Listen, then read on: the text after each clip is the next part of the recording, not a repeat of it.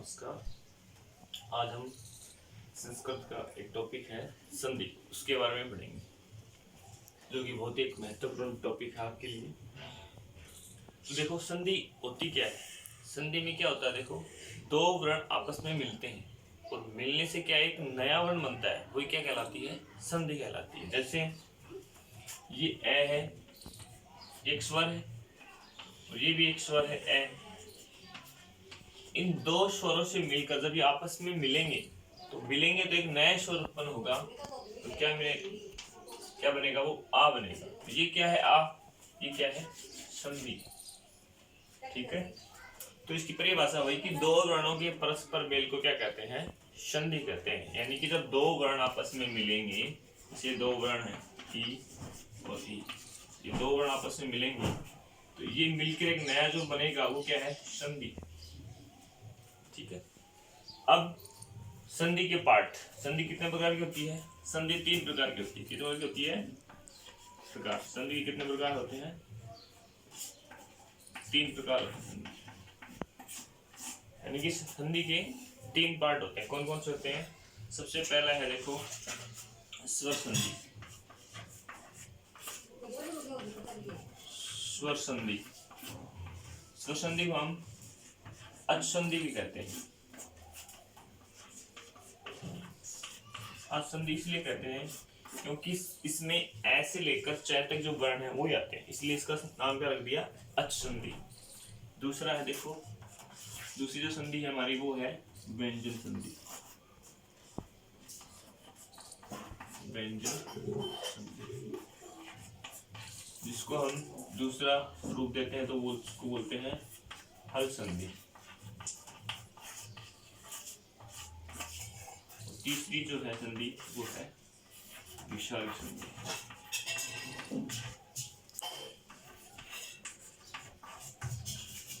कहने का तात्पर्य ये हुआ कि संधि के जो पार्ट हैं वो कितने होते हैं, तीन होते हैं। कौन कौन से होते हैं, पहला है स्वर संधि जिसको हम अनुसंधि भी कहते हैं, दूसरी संधि है व्यंजन संधि जिसको हम हल संधि भी कहते हैं, और तीसरी है विसर्ग संधि। यानी कि संधि कुल कितने पार्ट हो गए, तीन पार्ट हो गए।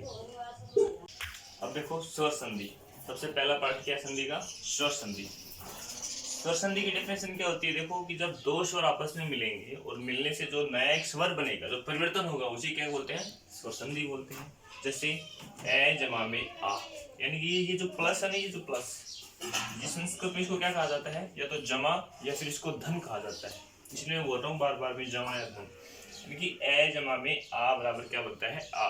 यानी कि इस तरफ क्या था, ए स्वर था, और इस तरफ क्या था, आ स्वर। इन दोनों को मिलाएंगे तो देखिए जो नया स्वर बनेगा यही क्या है, स्वर संधि। यानी कि जब दो स्वर आपस में मिलेंगे और मिलने से जो नया स्वर बनेगा वो क्या कहलाएगा, स्वर संधि कहलाएगा।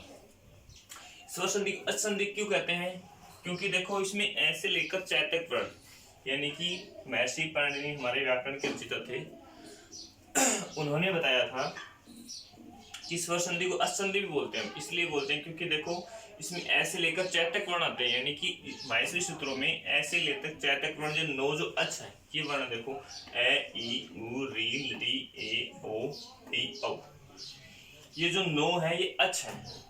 अच का मतलब ये स्वर है।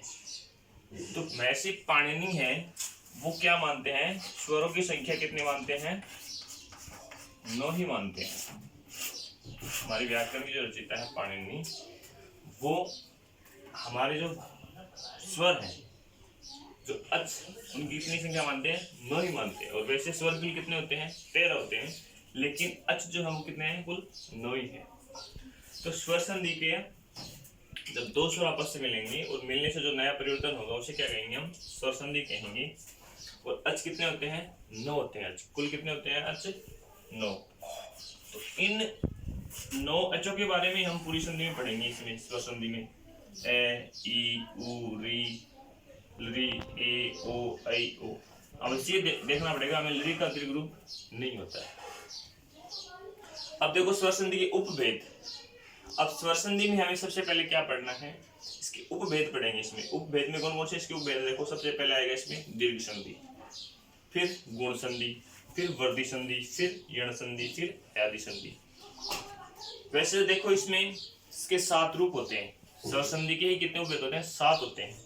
एक पूर्व रूप और एक पर रूप होता है, लेकिन आपके कक्षा 8 तक 5 रूप चलते हैं, दीर्घ, गुण, वृद्धि, यण और आयति। यानी कि स्वर संधि के कुल कितने उपभेद होते हैं?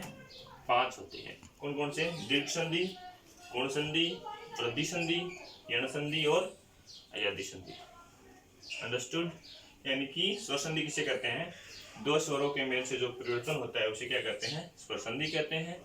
कुल अच कितने होते हैं? 9 होते हैं। ये आपके सामने अच हैं। स्वर संधि के उपभेद कौन कौन से होते हैं? दीर्घ संधि, गुण संधि, वृद्धि संधि, यण संधि और आयति संधि। ठीक है, यानी कि उपभेद कितने हो गए इसके? 5। वैसे तो देखो इसमें इसके उपभेद अगर देखें हम तो वैसे 3 संधियां और बढ़ जाती है इसमें। पूर्व रूप है, पर रूप है, प्रकृति भाव, लेकिन वो थोड़ा सा स्टैंडर्ड ऊपर का है, लेकिन इसलिए हम 5 संधियों को पढ़ेंगे, दीर्घ, गुण, वृद्धि, यण और आयति।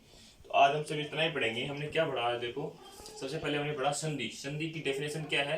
दो वर्णों के परस्पर मिलकर क्या कहते हैं? संधि कहते हैं। इसके बाद में हमने पढ़ा कि संधि के कितने प्रकार होते हैं? संधि के 3 प्रकार होते हैं। कौन कौन से? स्वर संधि, व्यंजन संधि और विसर्ग संधि। सबसे पहले उसमें हमने क्या पढ़ा? स्वर संधि को। स्वर संधि की वजह से क्या होती है? दो स्वरों के मेल से जो परिवर्तन होता है उसे क्या बोलते हैं? स्वर संधि। फिर स्वर संधि हमने क्या पढ़ा? अच।